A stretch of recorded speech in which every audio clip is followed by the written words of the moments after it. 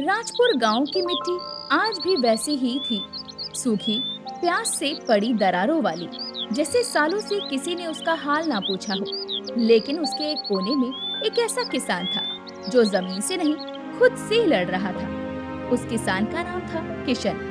परिश्रमी, लेकिन अपने ही परिश्रम पर घमंड करने वाला। उसके परिवार में उसकी पत्नी गंगा और एक 10 साल का बेटा था, जो एक मिट्टी की दीवार से बनी झोपड़ी में रहते थे और उसके आंगन में 2 बैल और एक बकरी बंधे होते थे। सुबह के सूरज की किरणें जब खेतों को चूमती, किशन तब उठ चुका होता। उस दिन भी कुछ ऐसा ही हुआ। सुबह को किशन घर से बाहर बैठकर बीज साफ कर रहा था। तभी अंदर से उसकी पत्नी गंगा की आवाज आई। किशन, सुनो जरा, आज सुबह से फिर कुछ नहीं बना है। गेहूं तो खत्म हो चुका है और ये बकरी भी दुबली होती जा रही है। मैंने बोला था ना, इस बार खेत में इतनी फसल उगाऊंगा कि पूरा गांव देखेगा। सब देखेंगे कि मेहनत क्या होती है। सिर्फ मेहनत से नहीं किशन, जमीन को भी थोड़ा वक्त, थोड़ा पानी और थोड़ा धैर्य चाहिए। बस अब तू भी वही बात कहेगी जो गांव वाले कहते हैं। सबको लगता है कि किशन पागल हो गया है क्योंकि सूखे खेत में खेत बो रहा है, पर एक दिन यही लोग मेरी टोकरियां भर भर के देखेंगे। गांव का हर किसान इस बार खेत खाली छोड़ चुका था क्योंकि पिछले 2 सालों से लगातार सूखा पड़ रहा था और इस बार तो 3 महीने तक एक बूंद भी बारिश नहीं हुई थी। लेकिन इसके बावजूद किशन ने 5 बीघा जमीन जोत दी। खुद के पास बीज नहीं थे तो सोने की नथ बेचकर बीज खरीदे और बिना पानी के ही बीज बो दिए। दोपहर का समय था। खेत पर किशन अकेला काम कर रहा था। तभी वहाँ लाठी के सहारे हरिराम काका आ पहुँचते हैं। किशन बेटा, इतनी गर्मी में अकेले, और वो भी ऐसी जमीन में जिसमें दरारें पड़ चुकी हैं। काका, आप पुराने जमाने के आदमी हो। तब की जमीनें अलग थीं और तब के किसान भी, लेकिन अब समय मेहनत और हिम्मत का है। अगर हम डर के खेत छोड़ दें तो खेती जिंदा कैसे रहे। कभी जमीन भी थक जाती है बेटा, वो भी आराम चाहती है। सूखी मिट्टी को जिद नहीं, ममता से समझना पड़ता है। मैं जमीन से डरने वालों में से नहीं काका। मेरी मेहनत से जमीन फूटेगी, आप देखिएगा। गांव के बाकी किसान किशन को चुपचाप देखते, कभी सर हिलाते तो कभी मुस्कुराते। कुछ लोग उसे पागल समझते थे, कुछ घमंडी, लेकिन किशन को लगता था वो असली किसान है। बाकी सब हार मान चुके हैं। रात का समय था। किशन के घर में उसकी पत्नी और उसका बेटा चूल्हे के पास बैठकर किशन की राह देख रहे थे। माँ, आज दाल भी नहीं बनाई। बेटा, आज सिर्फ पानी में चावल उबाल रही हूँ, पर जब बाबा की फसल आएगी तब खूब खाना बनाएंगे। बाबा कब लाएंगे फसल? क्या सूखी जमीन में फसल सच में उगेगी माँ? काश मुझे भी भरोसा होता। तभी किशन खेत से थका हुआ घर पहुंचा। तीनों आपस में बिना बात करे ही भोजन करने बैठ गए। किशन उस रात भी नहीं सो सका। उसकी आंखें छत से बाहर आसमान पर टिकी रही, क्योंकि उसने खुद से एक वादा किया था कि इस बार जीत के दिखाऊंगा, चाहे कुछ भी हो जाए। अगली सुबह किशन फिर खेत पर गया। धरती वैसे ही चुप थी। बीजों में कोई हरकत नहीं थी, ना पानी, ना बादल, ना कोई आस। और तभी पीपल के पेड़ के नीचे बैठे एक अजनबी साधु की आवाज हवा में गूंजती हुई किशन के कानों तक आई। तू जमीन से लड़ रहा है किशन। जमीन से लड़ाई नहीं होती, संवाद से होती है।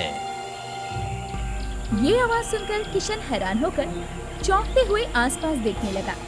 तभी उसे थोड़ी दूर पीपल के पेड़ के नीचे बैठे साधु दिखे। किशन उस साधु के पास जाकर बोला, आपको मेरा नाम कैसे पता? और आपने जो ये बात कही उसका क्या मतलब? मैं बहुत समय से देख रहा हूँ तुझे। तुझ में मेहनत है, लेकिन अब घमंड भी आ गया है। घमंड खेत में घास उगा सकता है बेटा, अनाज नहीं। आप सबको यही लगता है। मेहनत करने वाला घमंडी है, तो क्या खेत ना बोता, भूख में रोता रहता क्या?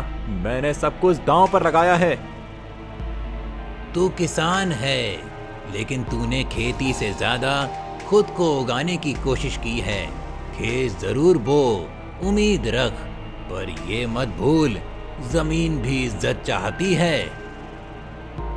किशन कुछ पल चुप रहा और फिर बिना कुछ बोले और जवाब दिए वहाँ से चला गया। घर लौटकर किशन पहली बार चुप था। वो बिना कुछ बोले खटिया पर जाकर लेट गया। ये देखकर गंगा ने उससे पूछा, क्या हुआ किशन? जमीन क्या बोली आज? कुछ नहीं, आज वो भी चुप थी। शायद मेरी तरह थक गई है। किशन को अब जमीन की खामोशी समझ आने लगी थी। वो जमीन जिसे वो जीतने चला था, अब उसका चेहरा पड़ रही थी। पहली बार खेत उसे बेजान नहीं बल्कि नाराज लग रहे थे। दूसरे दिन सुबह किशन खेत में बैठा मिट्टी की दरारों को हाथ से सहला रहा था। मैंने तुझसे कभी कुछ नहीं छीना, सिर्फ मांगा है। अपने हाथों से तुझे जोता, सींचा। क्या इतनी मेहनत भी अब कुछ नहीं लगती तुझे? तभी पीछे से हरिराम काका की आवाज आती है। जमीन नाराज नहीं है बेटा, वो बस तुझे आईना दिखा रही है कि जिद और मेहनत में कितना फर्क होता है। तो अब आप भी वही कहेंगे जो सब कहते हैं। सबका कहना है कि मैंने घमंड किया, पर ये कोई नहीं देखता कि मैं भूखा नहीं सोना चाहता था। क्या अपने परिवार को बचाने में भी घमंड हो गया? बेटा, भूख मिटाने के लिए मेहनत करना समझदारी है, पर अगर सब कुछ मिटाकर सिर्फ अपने हक की बात की जाए तो वो मेहनत नहीं, जुनून बन जाती है। और जुनून कई बार आदमी को अकेला छोड़ देता है। इतना कहकर हरिराम काका चले गए, लेकिन उनकी बातें मिट्टी में बस गई। किशन ने दिन भर खेत में रहकर दरारों में उंगलियां घुमाई। उसे लगा जैसे मिट्टी कुछ कहना चाहती है, पर फिर वही सन्नाटा। किशन का खेत अभी भी सूखा पड़ा है। सूखा नहीं है, उसका माथा भी अब तपने लगा है। सुबह शाम वहीं बैठा रहता है, जैसे जमीन जवाब दे देगी। पहले जब किशन बोला करता था मैं अकेला पूरा गांव हिला सकता हूँ, तब सब उसकी हिम्मत की दाद देते थे। अब जब वही हिम्मत घमंड बन गई तो देखो कहाँ पहुँचा। गांव में लोग अब खुलकर किशन का मजाक नहीं उड़ाते थे, लेकिन आपस में धीरे धीरे बात जरूर होती थी। उसके घर के बाहर अब कोई नहीं आता था, ना कोई बच्चा खेलने जाता और ना कोई बुजुर्ग बात करने। उस रात को झोपड़ी के अंदर किशन, गंगा और भोला साथ बैठे थे। ये लो, आज पानी थोड़ा ज्यादा लाना पड़ा। गांव का कुआं भी अब आधा रह गया है। बाबा, क्या हमारी जमीन मर गई? नहीं बेटा, वो सो रही है बस।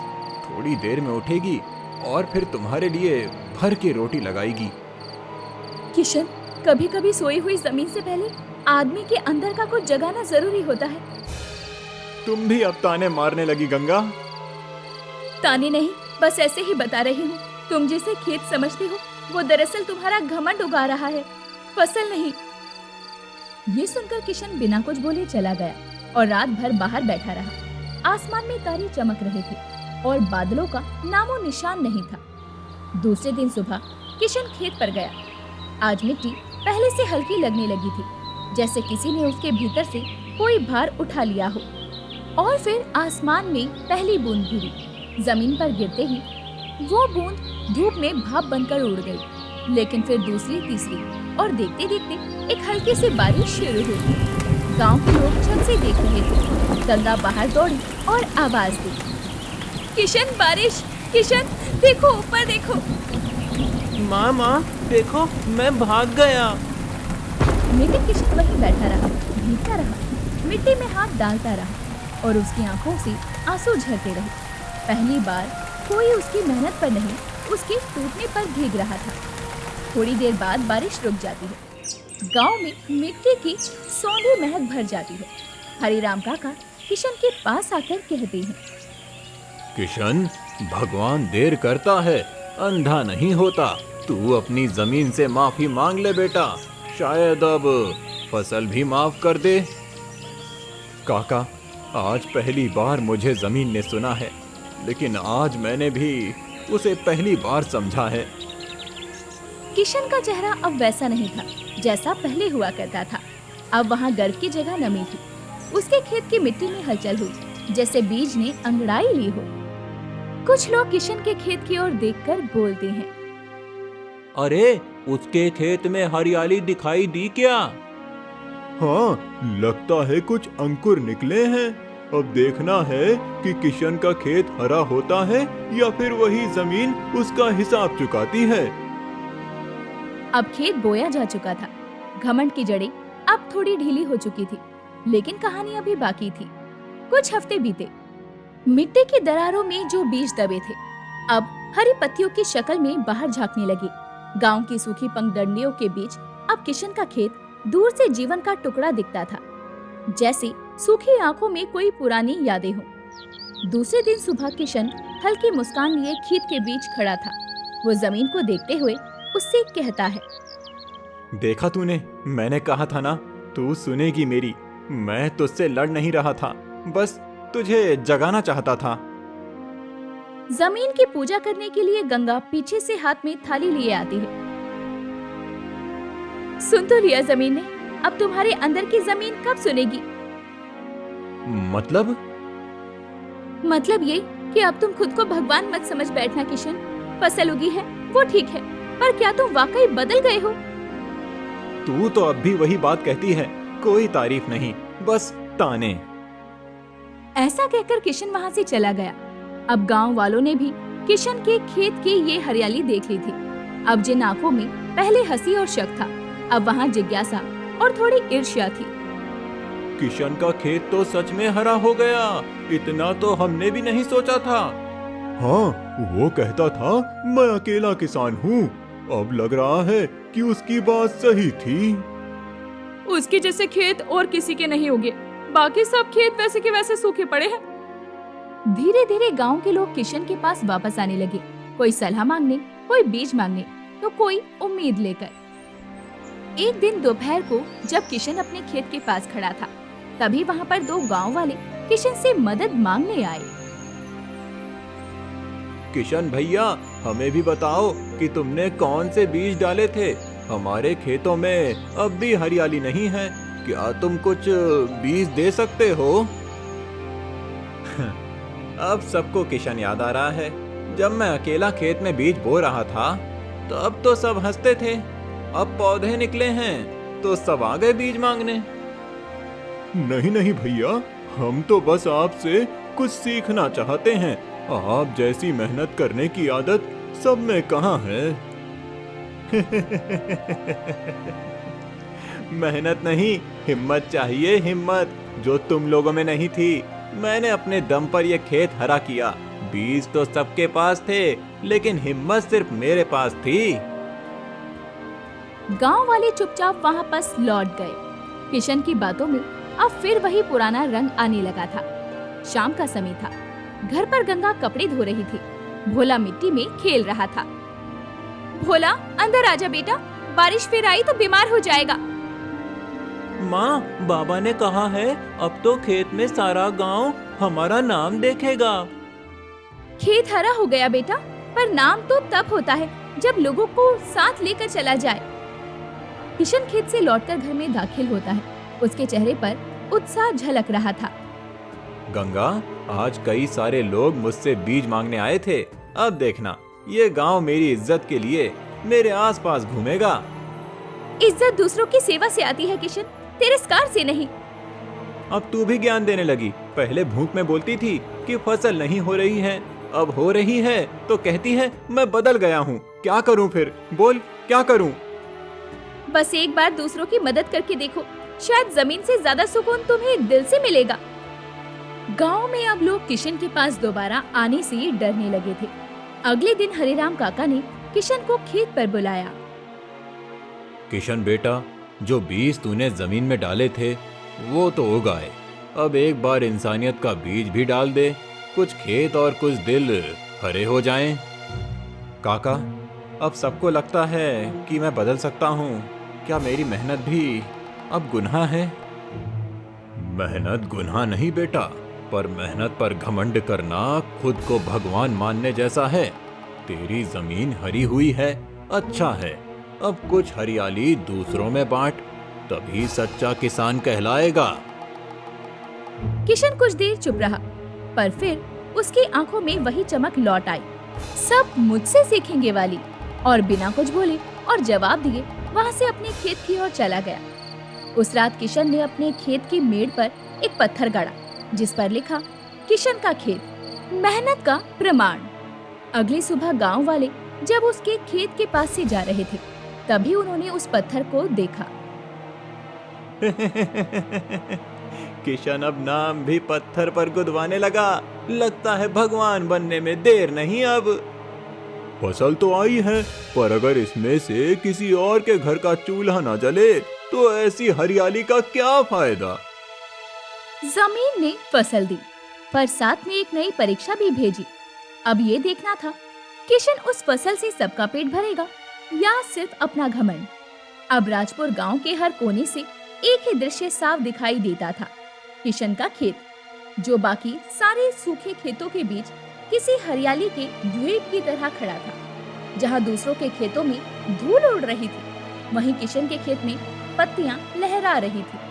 अब फसल काटी जा चुकी थी। किशन की झोपड़ी के बाहर टोकरियां भरी पड़ी थी।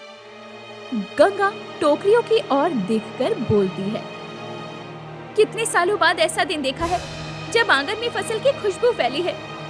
अब देखती रहो गंगा, ये सिर्फ शुरुआत है। अगली बार पूरा गांव मेरी खेती की बात करेगा। पर क्या तुम अकेले ही ये सब खाओगे? गांव के घरों में अभी भी चूल्हे नहीं जले हैं किशन। तुम्हारे खेत की हरियाली वहां तक क्यों नहीं पहुंची? तो क्या मैं बांट दूं ये सब? जब मैंने खेत बोया था तब कौन मेरे साथ था? सब तो मुझ पर हंसते थे। किशन पागल हो गया, सूखी जमीन पर फेंक रहा है। अब जब फसल आई है तो सबको हिस्सा चाहिए। गांव में एक चुप्पी थी। भूख अब घर घर में फिरने लगी थी। गली में बच्चों की आवाजें कम हो गई थी। रोटियों की खुशबू कहीं नहीं आती थी।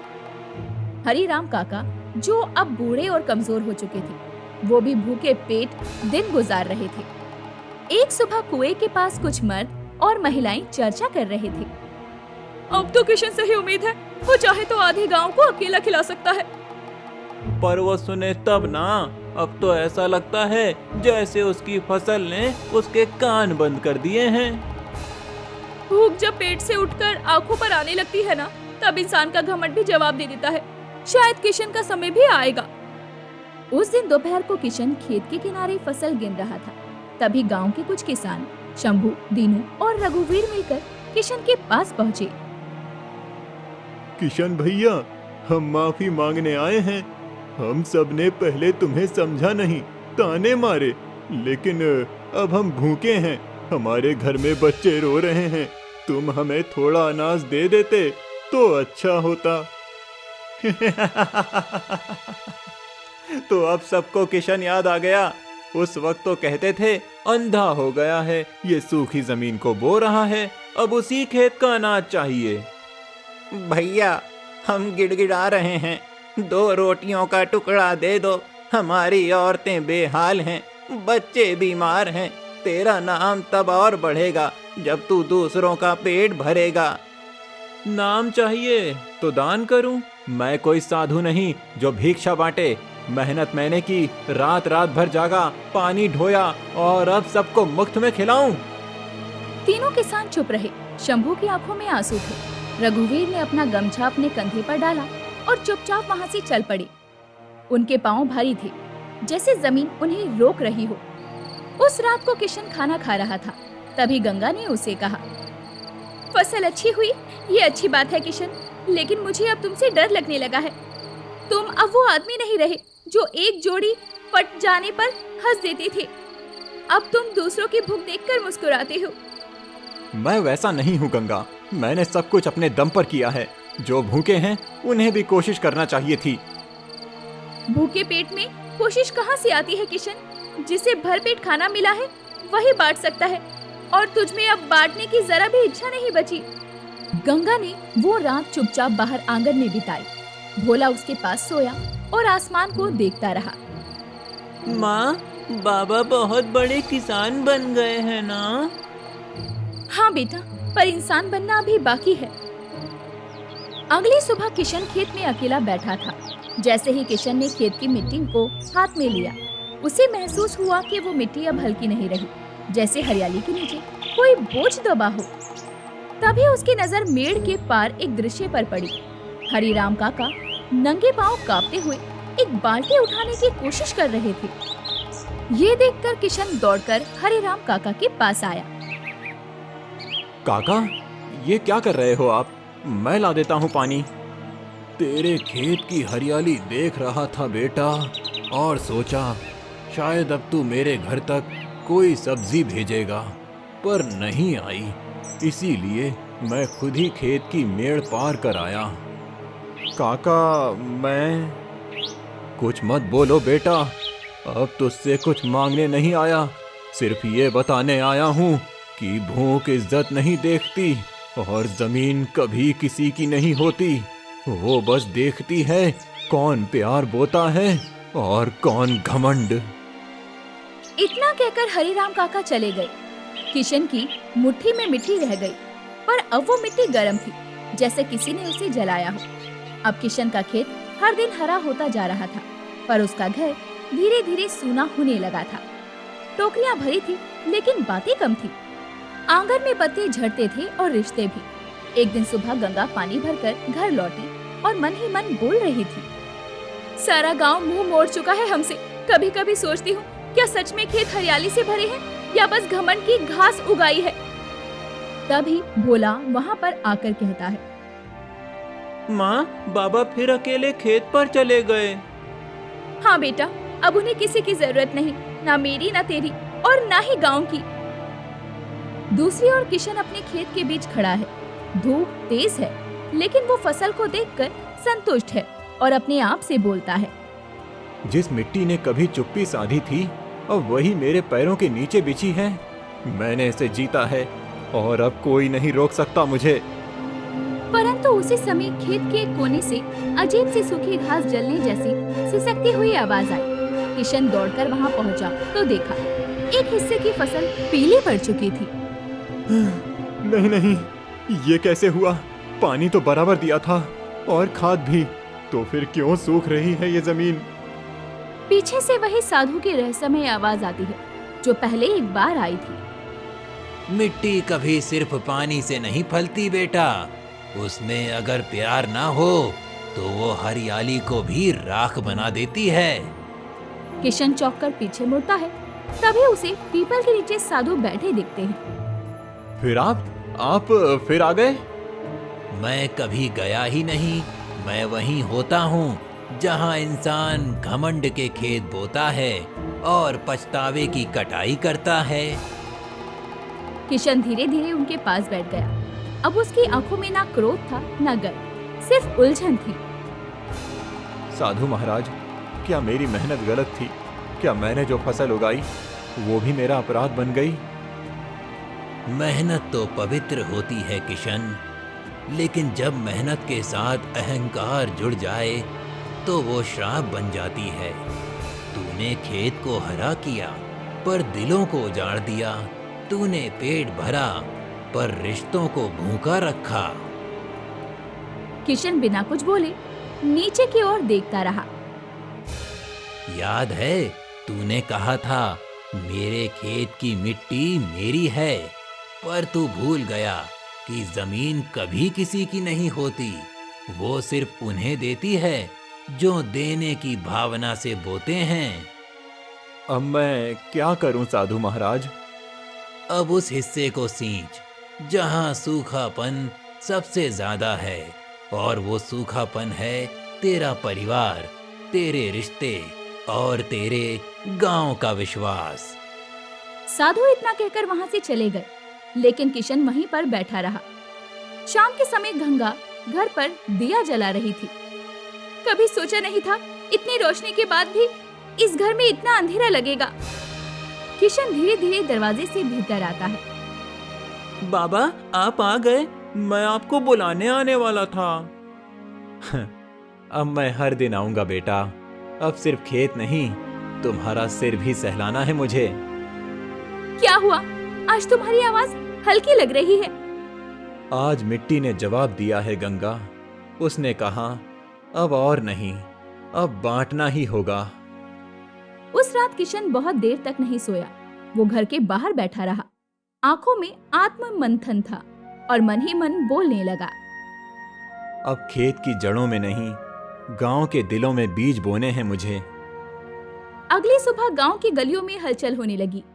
लोगों को खबर मिली, किशन ने अपनी फसल की 1/3 हिस्सा बांटने का ऐलान किया है।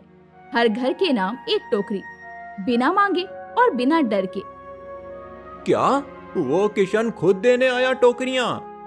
हमें तो लगा था कि उसके खेत के साथ उसका दिल भी सूख गया है, पर लगता है अब वहां भी हरियाली उगाई है। किशन खुद लोगों के घर गया। शंभू, दीनू, हरिराम काका सबके पास। किशन हरिराम काका के घर पर आकर कहता है, काका, ये मेरे खेत की नहीं, आपकी सीख की फसल है। आपने जो बोया था, आज वो कर्ज चुकाने आया हूँ। अब तू सच्चा किसान बना है किशन, क्योंकि अब तेरे हाथ सिर्फ मिट्टी से नहीं, सच्चाई से सने हैं। गांव में पहली बार एक साथ खुशबू, हरियाली और उम्मीद। किशन का खेत अभी भी हरा था, पर अब वो अकेला नहीं था। उसके साथ गांव के कई किसान भी थे।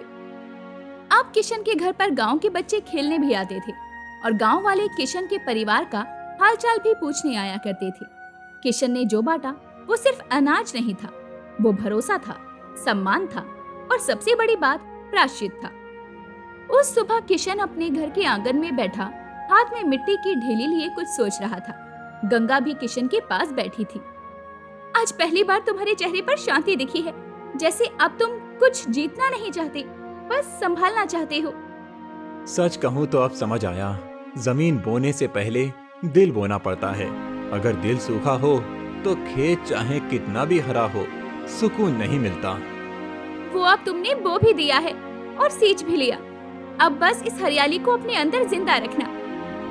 गांव के लोग किशन को अब भाई, बेटा, साथी और गौरव की नजरों से देखने लगे थे। वो किशन जो कभी अकेला पड़ा था, अब सबके बीच खड़ा था। दूसरी सुबह को गांव के चौपाल पर सभा लगी, जहां गांव वाले हरिराम काका और किशन वहां पर बैठे थे।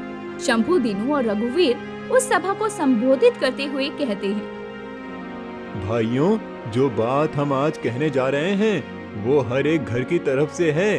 हम सबने देखा कि जब हमारा घर सूखा था तब किशन ने हमें सींचा। हमने शायद पहले उसे नहीं समझा, पर उसने हमें समझा और अब वक्त है कि हम उसके खेत को अकेला ना रहने दें। आज हम सब मिलकर तय करते हैं कि किशन का खेत अब गांव का खेत कहलाएगा, क्योंकि उस मिट्टी में अब सबकी भूख, सबकी मेहनत और सबका सम्मान शामिल है। किशन खड़ा होता है और कहता है, मैं कुछ नहीं कह पा रहा, बस इतना जानता हूँ कि मैंने जो खोया था वो सब मुझे वापस मिल गया है, पर इस बार ज्यादा गहराई से मिला है। उस दिन गांव के हर घर से एक एक सदस्य आया और किशन के खेत में एक एक पौधा लगाया। हर पौधे के पास एक नाम का पत्थर रखा गया, किसी का बच्चा, किसी की माँ, किसी का भाई। खेत अब सिर्फ फसल नहीं, यादों और रिश्तों का घर बन चुका था। अगले दिन सुबह किशन को साधु पीपल के नीचे फिर बैठे दिखे। किशन उनके पास जाकर बैठ जाता है। साधु महाराज, अगर आप ना होते तो मैं शायद कभी समझ ही नहीं पाता कि खेती सिर्फ जमीन में नहीं, आत्मा में भी होती है। अब तू किसान नहीं, जगाने वाला बन गया है किशन। तेरे खेत की मिट्टी ने तुझे माफ किया और तूने खुद को भी। अब इस हरियाली को बांटते रहे ताकि भूख दोबारा लौट कर ना आए, ना जमीन में और ना दिल में। वर्ष बीतते गए। किशन का खेत अब सिर्फ अनाज नहीं उगाता था, वहाँ गांव के बच्चे बच्चे खेल मेले में खेलते और हर साल नई पीढ़ी वहाँ आकर सीखती थी कि घमंड की फसल ज्यादा दिन नहीं टिकती, पर अगर दिल में मिट्टी की इज्जत हो तो सब कुछ फिर से उग सकता है। भोला बड़ा हो चुका है, वो खेत के बीच खड़े होकर अपने बेटे को सिखा रहा है। बेटा, इस जमीन को कभी मत डराना और कभी इस पर हक मत जमाना, बस मेहनत करना। और जो बचे उसे बांटना। यही तेरे दादा किशन की असली विरासत है। कभी घमंड से सुनी हुई जमीन ने अब संवेदनाओं से भीगना सीख लिया था और खेत का नाम अब भी उसी पत्थर पर खुदा था, गांव का खेत जहां हर दिल उगता है। तो दोस्तों, ऐसी ही अनोखी और रस भरी कहानियां देखने के लिए हमारे चैनल को सब्सक्राइब करें।